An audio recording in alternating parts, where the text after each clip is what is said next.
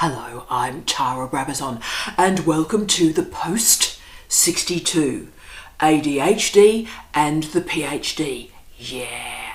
This post comes via request from one of our channel community subscribers. I will allow this person to remain anonymous, but I'm so thrilled that you're with us for the journey and you're part of this community and you had the courage and the robustness to request this of me. It is my pleasure that I deliver this to you and for you. Okay, so we're combining some very interesting literature today. The ADHD literature is excellent, and of course doctoral studies is excellent. So we're combining these two literatures, and you'll notice in my reference list at the end I found some fantastic doctorates that have just been produced around the world. Emerging research, you see. So this is tremendous, this is emerging, this is important. Let's share this as a family and let's develop this as a family. Now this is important to me personally and professionally. It's probably been the point of my professional life because I've committed very deeply through my life, through my career, to the Universal Design University and indeed the Universal Design Doctorate. So today I'm going to do a little bit of a section on universal design principles and why it is important, even in a PhD program, that we talk about it and we implement it with care and respect and decency. But I also want to talk a little bit about the modifications and accommodations that are available to you and for all of us to create a respectful and bespoke doctoral program. But then after I've done that sort of material on the general stuff, what I want to do is today do an intervention, slice a hot knife through butter and provide for you today 10 strategies that we can all use as part of the Universal Design Project, because this is not about students with ADHD changing. No, it's not. It's about all of us as an institution being porous, being robust, and ensuring the success of every single student in our care. And this, of course, is not simply a scholarly interest, although it's been a scholarly interest for me for some time. I did my first course on disability in education, and at the time it was called special education, that was the time, in 1995. Now we've moved a long way since special education, but this remains a foundational interest for my academic and professional life. Every single day I think about this field, every single day I work in this field. And of course, obviously, it has a bit of a personal interest as well. As many of you know, I was born with dyspraxia, that's now called developmental coordination disorder, DCD. And when I was a clumsy child, this was called clumsy child syndrome. And I was very, very fortunate, incredibly lucky, that a wonderful scholar, Dr. Sunny Gabbay, happened to be living in Perth when I happened to be showing the clumsy child syndrome categories. So when you read Dr. Sunny Gabbay's research from the 1970s, one of those little girls that he's talking about in his articles was me. Amazing. So dyspraxia presents challenges with walking, with moving through space. Basically, you don't have control over what your limbs do, and they sort of all work relatively independently. So things like walking and typing and dancing and driving, you really have to work incredibly hard to make that all function. Now, I was lucky as that clumsy child that occupational therapy was emerging as a paradigm at that time. So all these movement interruptions and started to transform who I was and what I could do. So I was very thankful, and to this day, occupational therapy and allied health, I'm the biggest supporter, the biggest fan, because occupational therapy changed my life and made my life. But to this day, when I walk up and down stairs or get on and off escalators, I look a bit like sort of a thunderbird. walking around the universe, and also spatial acuity is still a challenge. So when I have to get from A to B, it takes a lot of planning to get from A to B. But about half of the humans with dyspraxia have ADHD, right? I'm not in that half, but I have enormous respect for the colleagues that are working through the complications, the challenges, the life skills that are required to make both these functionalities operate with success. Now, please note that I'm applying here Michael Joseph Ferguson's research in the Post, which really changed my life. And he, of course, described ADD and ADHD as, quote, a neurological type, not a pathology, end of quote. And that is the maxim of the day. So let's do this, and let's do a quick riff on the Universal Design University and how it impacts particularly on a doctoral program. Now, initially, of course, universal design was based on housing accessibility. The notion of universal design created this functional realization that the features that enable success for citizens with an impairment or a disability actually make life incredibly easy and pleasant for the rest of us as well. Now, the metaphor that's used so often in this discussion is curb cuts. You know, when you've got a curb, like there's the street, and there's the curb, and there's this weird little dip in the curb that means you've sort of got this smooth pathway from the road to the curb. That's called a curb cut. And curb cuts, that's used metaphorically when we're talking about the gifts of universal design, because it became very clear, you know, the curb cut existed for a human being in a wheelchair.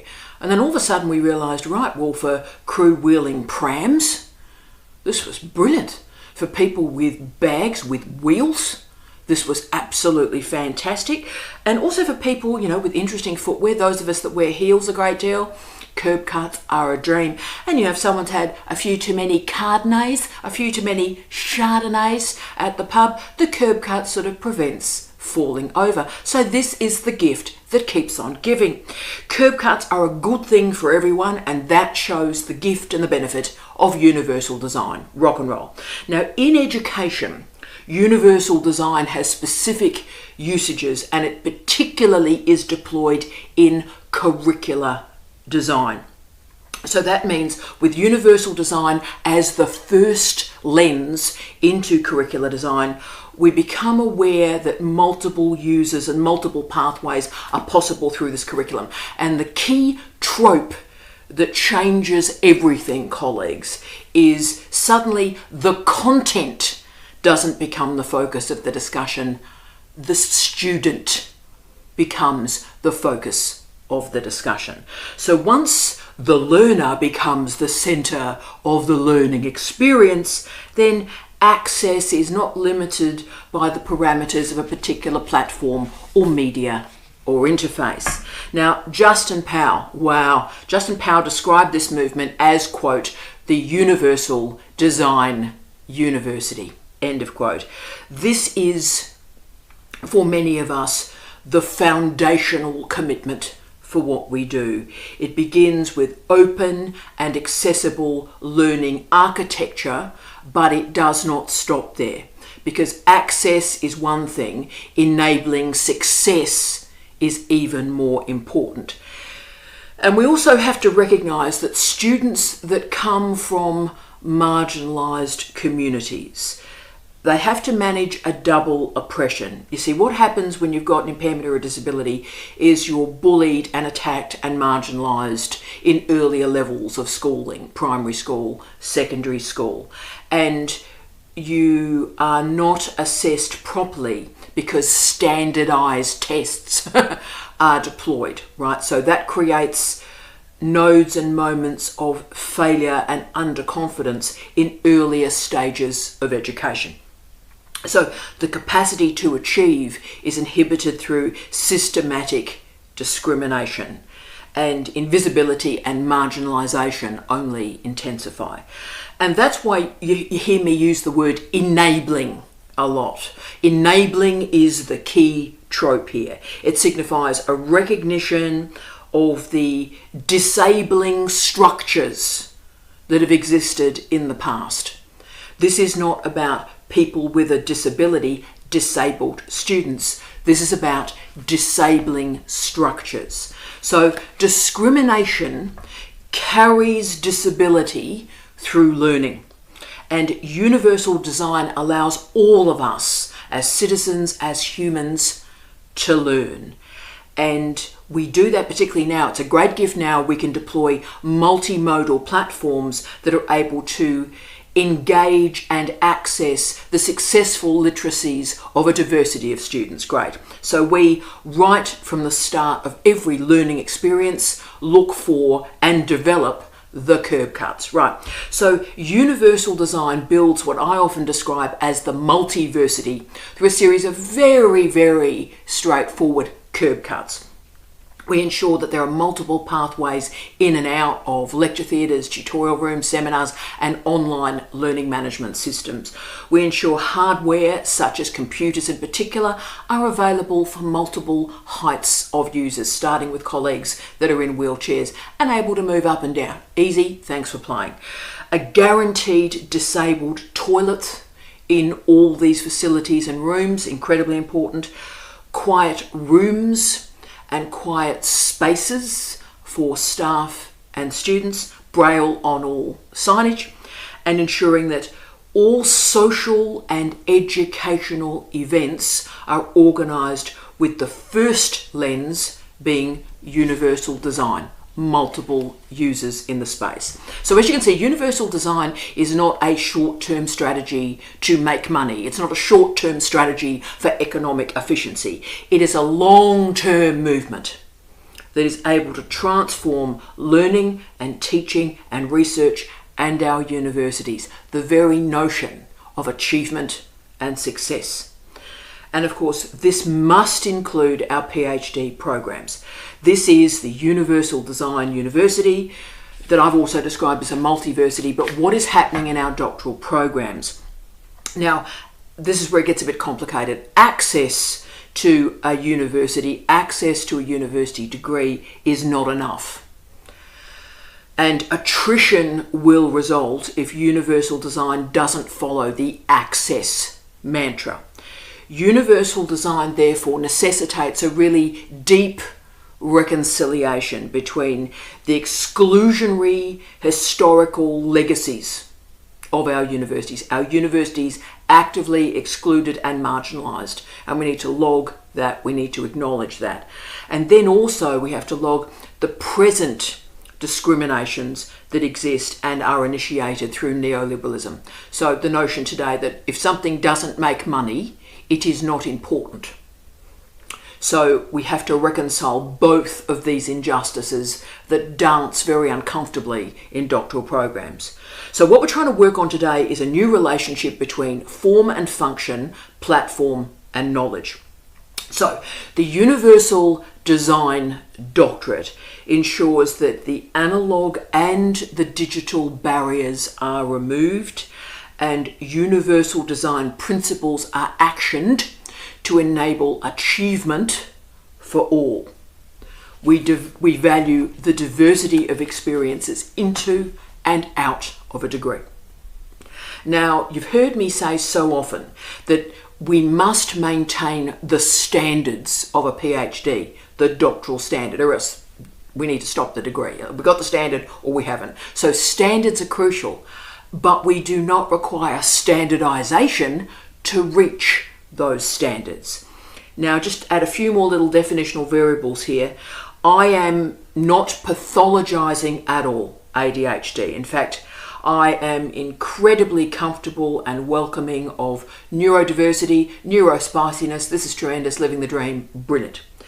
But what I won't offer commentary on is anything with regard to medication or behavioural or psychological support. That is not my expertise. There are fantastic experts out there. Please seek that out. What I'm doing today is looking at how we can transform education and andragogy to enable success. That's my project. So ADHD impacts on millions of citizens around the world. So it's a neurodevelopmental pattern that recognises we've got a different regulation of impulse control, behaviour and attention.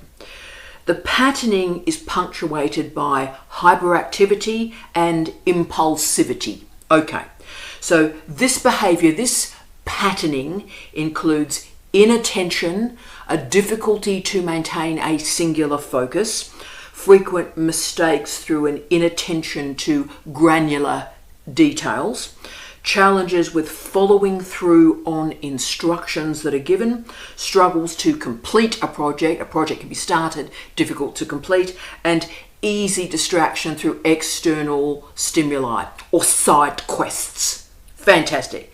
So in children, these particular behaviours are manifested through excessive movements. In adults, it is presented as a difficulty to relax and multitasking every day to stay busy.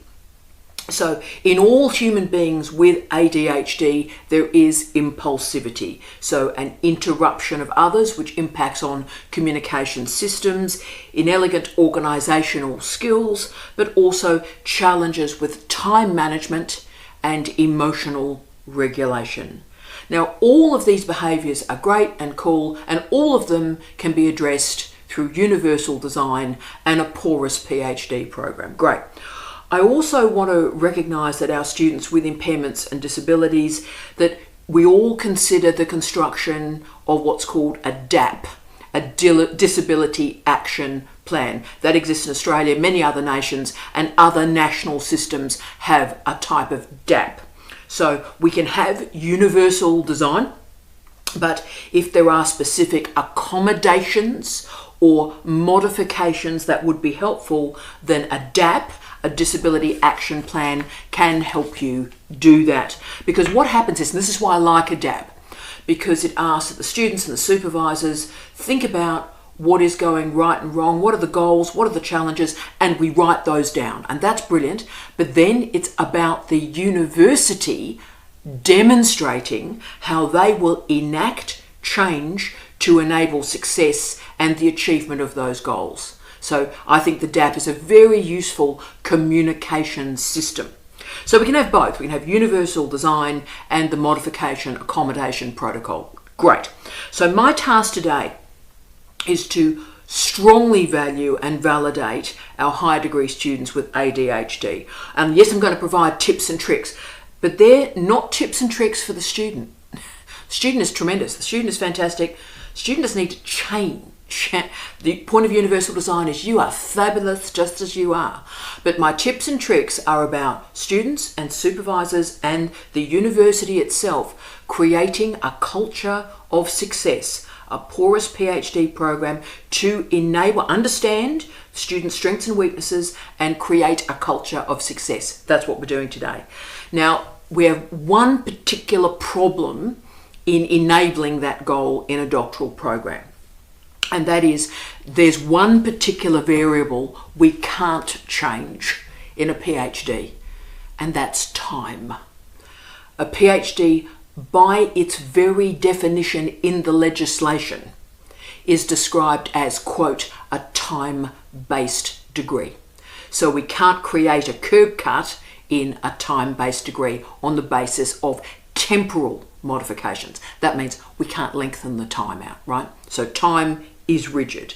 But what I want to do now is assemble a series of strategies for individuals, for supervisory teams, for graduate centres and offices, and our entire university to enable the success of an outstanding human being, an outstanding researcher with ADHD. So please note, this is not about the students fitting in to a doctoral program. Hell no. This is about the doctoral program being porous and enabling and welcoming diversity while maintaining standards and while recognising the nature of a time-based degree. So as Amy Harper has shown, we as a university, not individual students, we as a university community must manage disorganisation and the difficulty focusing on tasks. We also, as a university, must manage feelings of frustration and anxiety and fear and worry. That is a whole of university project. So this intervention is about every single one of us, you watching me, every single one of us today, students, supervisors, professional staff, all of us, demanding more and creating a structure of accountability and also social justice. So this is what we're doing today, what we're doing, I hope, for the rest of my life while there is breath in my body. What we're doing is creating a learning-led research project. We are all learners and we're creating new ways of learning in doctoral programs. Okay, let's do this. The 10 Tara tips, let's do it. 1. Reflect on the successes and the failures that existed in previous levels of education. Now, there's an old stat, and it's very hard, can I say, to find new stats. I spent a lot of time this week looking for new and old stats. But about 20% of the population of most nations has a disability or impairment. In the UK, it's just getting up to 24%, but about 20% of humans have a disability or an impairment in most national systems. Now, the problem is, in most doctoral programs, students with a disability are running at 3 to 5% of the doctoral program. So you can see the problem here. We as scholars, we as citizens, we have failed. We have failed our colleagues with a disability or impairment in our doctoral programs. We have failed, and we have to own that. You see, what's happened is, if we're 20% of the population with a disability or impairment, we should have 20% of the population of a doctoral program with an impairment. We don't. 3 to 5%. Okay. So that means we as humans, we as teachers, we as supervisors, we have capped the expectations, the hopes, the goals of students with a disability or an impairment. Therefore, we need, as an institution, to understand the exclusions, the marginalisations of impairments and disabilities throughout the history of higher education. So that means that supervisors, that means students, that means professional staff, administrators must research and understand, have consciousness of the diversity of disabilities and impairments. And that, of course, includes neurodiversity and neurospecialness. Yeah. So there is a continuum of strengths and weaknesses in every human being.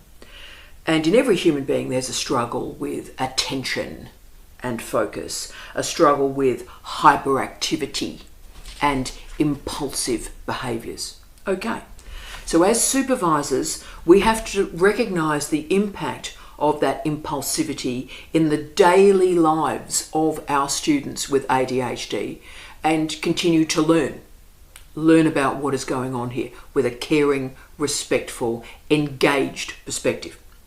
But for our students, you've got to do us a favour. And that is, you've got to think about your past in learning, and reflect on the earlier levels of education in your life. Think about of your experiences of education. What worked and what didn't? What were the challenges? What went down well? And I need you to reflect and ponder that, and then I need you to speak the words. I need you to share that prior history with your supervisors, because when we understand your past, we can transform your educational present. So supervisors must enact professional development, must enact learning. And remember my old line that I've carried through my entire professional career. We need to start where students are rather than where we want them to be. And students have to enact that diagnostic of their prior learning lives and share it with their supervisors so that together we can build a functional andragogy. Cool. Now this honesty also enables the building of that disability action plan. So we're able to talk about the accommodations and the modifications that would be useful. So to give you one example of this, one of the characteristics we see, particularly in terms of emotional regulation and dysregulation, emerges during milestones. So once a year, a PhD student does a milestone and they have to live present a presentation, and that can create emotional dysregulation. But we can have standards without standardization. Now through digitisation, that particular presentation can be pre-recorded at home and played during the milestone. They can take live questions supported by their supervisors, but the stress created through doing a live presentation like that can be changed. That's an accommodation, that's a modification, doesn't transform standards at all. 2, develop a consistent routine. Routine is absolutely crucial for colleagues with ADHD. No surprises, no weirdness, no weirdness. Now, routines lead to success for all of us. And there are also, can I say, these are key strategies to avoid burnout as well, as Janessa Rhodes has confirmed through her great research. So again, a curb cut, something that is very, very useful to develop a routine for students with ADHD, is also great to stop anybody confronting burnout. Curb cut, brilliant. So routines manage a workload. Routines manage deadlines. But consistency is key, colleagues. Getting up at the same time every day. Getting up and exercising at the same time every day. Having your weekly meetings with your colleagues and your supervisors at the same time every week. So when we insert prioritised tasks that we're about to talk about in a second, then anxiety and worry is managed through the routine. So when time and tasks are regulated, so are emotions. So whenever any of us have these multiple demands, confusing instructions, and sort of weird decision making is required, it creates stress. So clear timetable, clear tasks, we're there. 3, create a stark workspace. So the organisation of physical spaces is incredibly important to students with ADHD.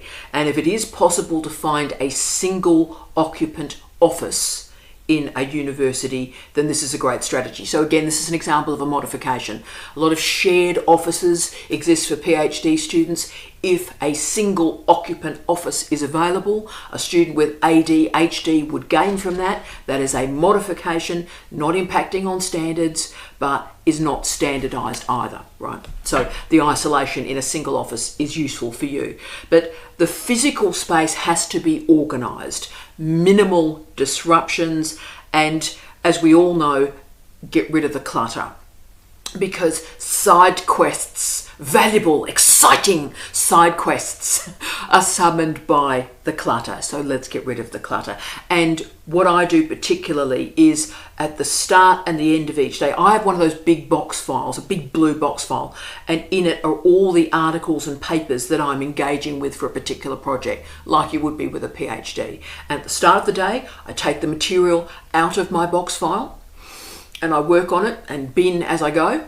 And then, of course, that material that has not been handled that day goes back into the box file and is away. Okay, so the clutter is reduced.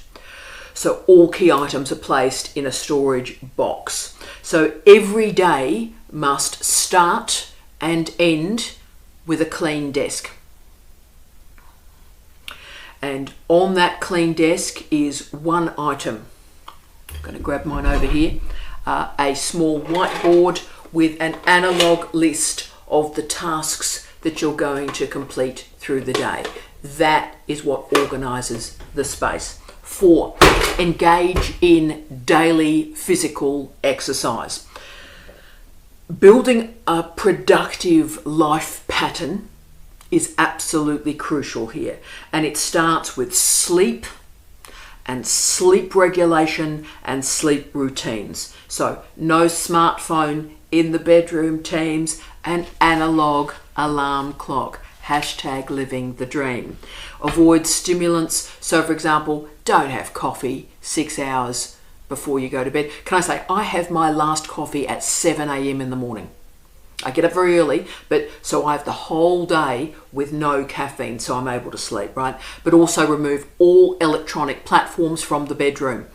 no blue light devices. You know this. This is obvious stuff. Now, once your sleep pattern, or as it's described by the young people, sleep hygiene, once your sleep hygiene has been organised, then you need to work on physical activity in the morning. Wake up, do exercise. Wake up, do exercise. Wake up, do exercise. And you're doing this morning exercise for many reasons. Firstly, to improve your focus, and secondly, to reduce hyperactivity. And if you can, exercise while you are engaging with content.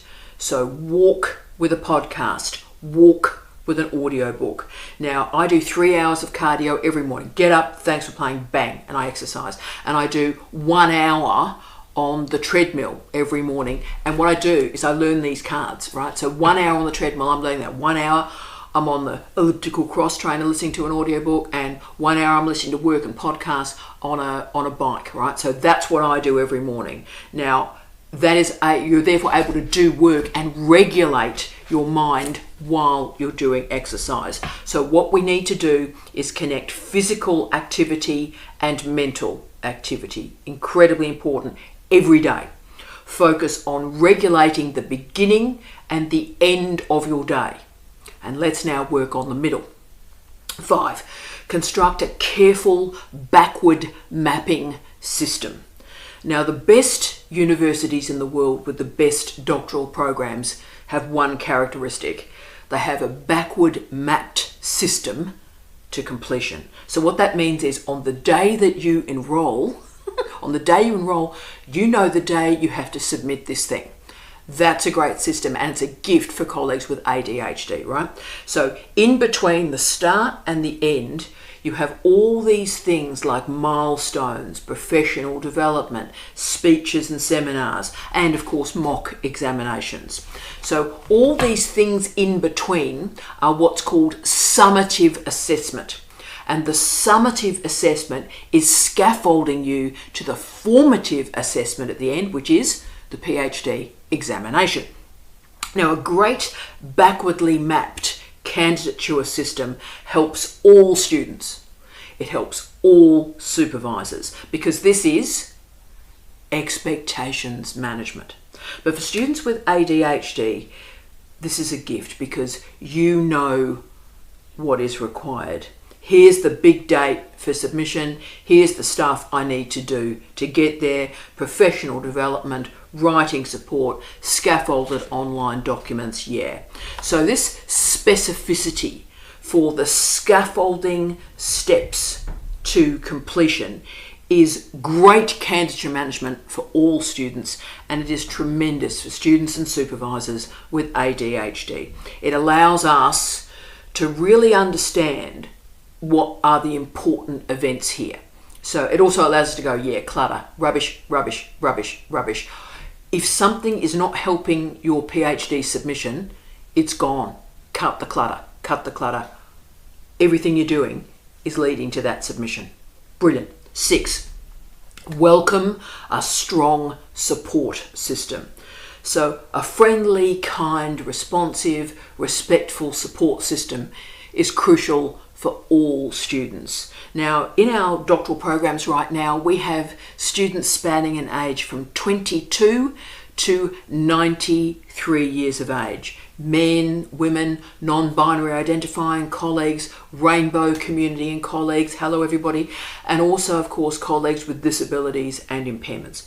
So universal design demands that all of us at universities create a diversity of support systems.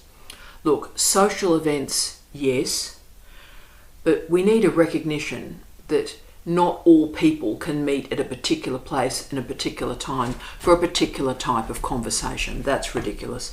So what we need to do is ensure that a plurality of digital and analog options, synchronous and asynchronous community support is available to every single student. Now, you know I've been experimenting with this for years.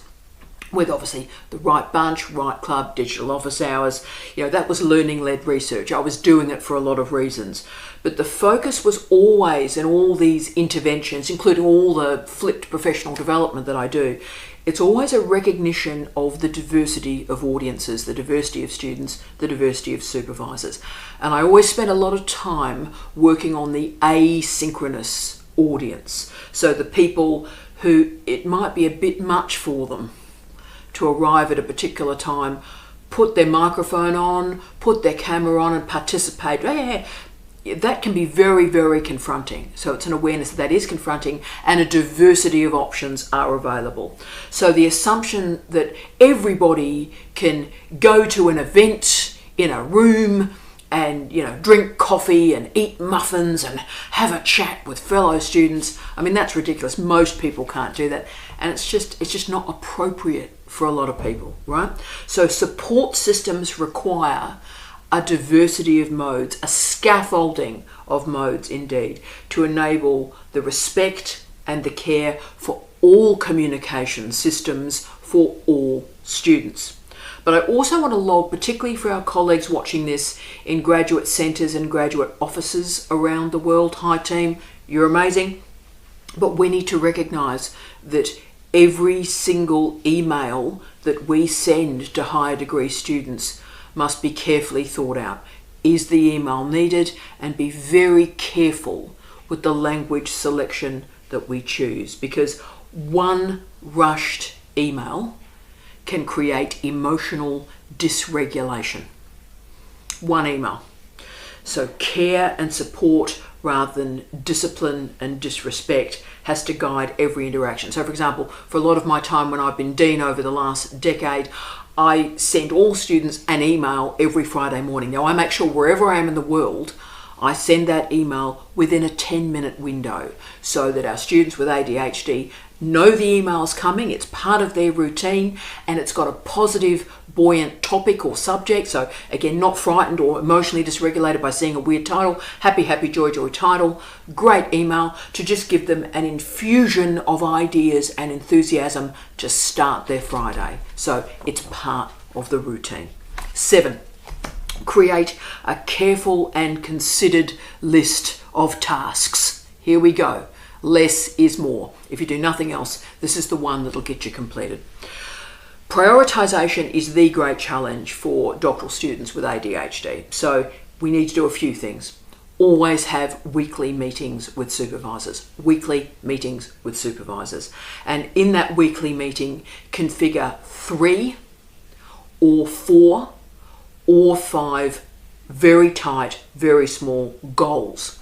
And then give those goals a ranking. A, B, C, D, E. So the letters show the ranking of importance, and you will do the tasks in that order. Don't leave the meeting without the tasks clearly specified, and all those tasks must be talked through. Any problems, so the tasks are talked through between the student and the supervisor, so that provides the scaffolding to write those tasks because they've been talked through first. And then, of course, they're ranked and confirmed by that letter. Now, this methodology is brilliant because it ensures that not one moment is wasted in procrastination or differentiating between the important and the non-urgent tasks. You do A until A is finished, then you move to B until B is finished, then you move to C. And if you only do 2, doesn't matter, but you do them in that order and you finish them. This single strategy reduces stress, reduces anxiety, and stops procrastination. Now, Susie Mertz's fine book, Scattered Thoughts for Organised Actions, love this book, demonstrates the key strategies involved in managing emotional dysregulation in daily life. And there's that structured routine and organisation, very clear and precise tasks, and that reduces decision fatigue and it minimises distractions. So 5 tasks maximum that are ranked in order of importance, and then you're applying the SMART thing, so specific, measurable, achievable, relevant, time bound. Yeah. And of course, focusing on the individual tasks. So there's 5, but you start with 1, focusing on the first task until it is finished. If you only do 1, doesn't matter. If you do A, that's great. But that, of course, stops the fear of failure because you're starting at task A and you're working on it. Micro success, right? Fantastic. 8, operate a very careful and minimal digital calendar and reminder system. Okay. Digital tools are important to the mitigation and management of what we're talking about here, but wow, they can be overstressed. I've read a lot of books where all these problems and issues are revealed and digitisation can solve them all. No, it can't. Digitisation creates a lot of these problems. And trust me, an endless ping, ping, ping, ping, ping, ping is the last thing that you need. So yes, run a single email address, turn off automated notifications, all automated notifications, and please disconnect multiple devices from your email address. Cool. Now I term this digital dieting, stopping all notifications, stopping the ping, ping, ping of notifications. Have a single calendar. And all appointments in your life are in that calendar. And that's the only ping that you allow. 15 minutes before an event, that's when you get the ping. So at the start of each day, look at what's in front of you in the calendar. Log those events, okay? That's the digital calendar. But then work your analog list. Work your analog list, A, B, C, D, E. So you won't forget a crucial meeting because it's there, it's present, and that will be your ping, but you're not endlessly overstimulated by the multiple pings. Never have more than 1 tab open in your browser. So team, we're going to go there. We're going to go there. Let's all make a decision today as a family. Have 1 tab of your browser open, okay? Open the tab, get out of the tab what you require, close the tab, open a new tab. 1 tab. That's the goal for 2025. 1 tab at a time, team. 1 tab at a time. And of course, that is allowing consciousness, it's allowing engagement with multimodality, good information literacy, okay? You need something, it's in that tab, you work that tab, you close that tab. Cool. 9. Have a crucial and careful setup and ongoing reflection on a communication system. Now, you must, your supervisor must, your university must assemble right at the start of the candidature a bespoke and customised communication system. For our students, please enrol. Every university has a course like Effective Communication for PhD students. I've got a stack of my previous courses online that's available for you to have a look. Great. Effective Communication for students. And remember, for the supervisors out there, hi team, random people like me also have a course for you. Effective Communication for PhD supervisors. And all of these courses are about summoning 1 skill, and that is literacy that is particularly focused on listening literacies. So both students and supervisors require a different way of communicating here, and they need to speak the words so that we're all encoding and decoding in the same way. And that requires listening literacies. So we can't assume that everybody listens in the same way because they don't. So we need to be clear on what is being said, what is heard, and what does it mean.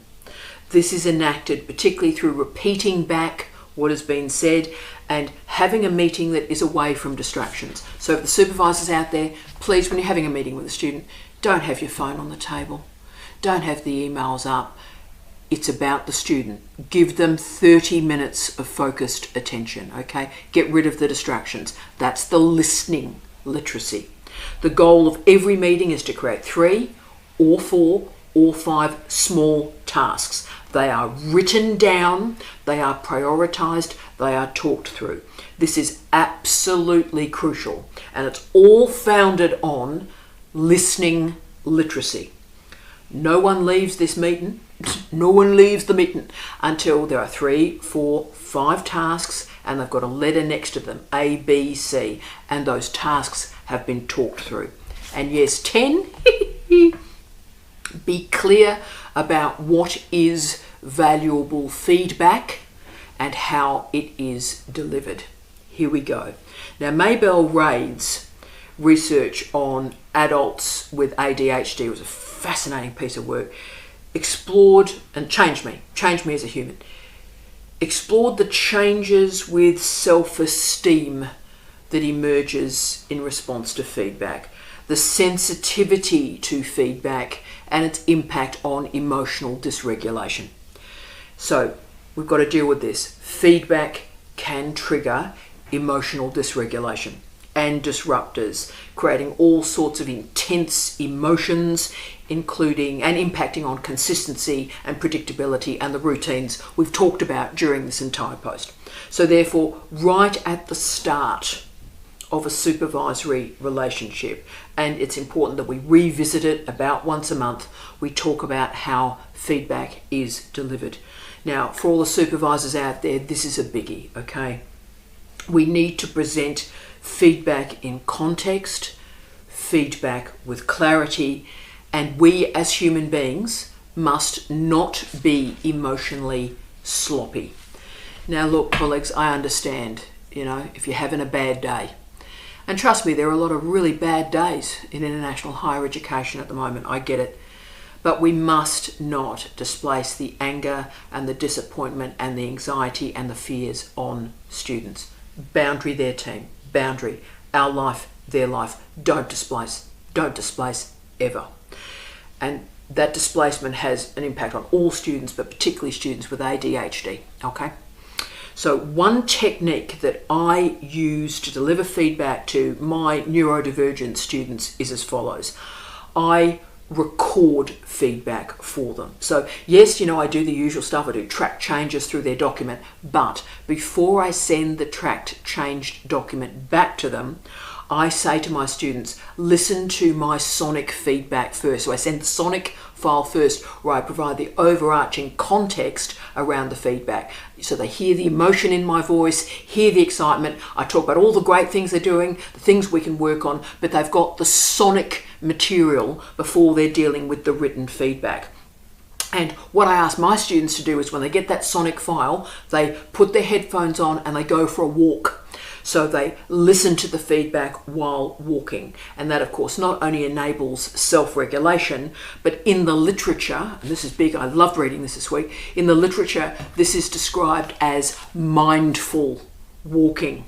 So mindful walking, as shown by Hugh O'Donovan, that was the great work on it, Hugh O'Donovan, shows that mindful walking is a way to manage fidgeting, restlessness, and inability to sit still, and to also sustain attention through sound. So remember, that's the gift as someone who sonic media is my life. Sonic media, the gift of it is that it slows down our movement through information. And my emotion is conveyed through my voice, and I speak the overarching feedback before the granular written feedback is investigated. So think about how we as supervisors can scaffold feedback to you. We live in multimodal times. There's plenty of different interfaces we can deploy that suits you. So what we're trying to do in our delivery of feedback is work on consistency, predictability, calmness, and compassion. And it is important, really important, to celebrate success. And you as a student, you may like to journal through, including sonically journal through your project. You then start to know your edge, know your edges, and you can provide context and meaning around those edges. And also, please tell your story. I recommend that you and your supervisors please write a piece together. Get involved in SOS, Scholarship of Supervision. Please tell us as a research community what worked, what didn't work, and how we can make the entire system better for you and better for us all. You see, that reflection will help you, it'll help others. But you see, we improve doctoral supervision, we improve our doctoral community one student and one candidature at a time. You matter. You matter a lot. I wish you love, light and peace. Tea out.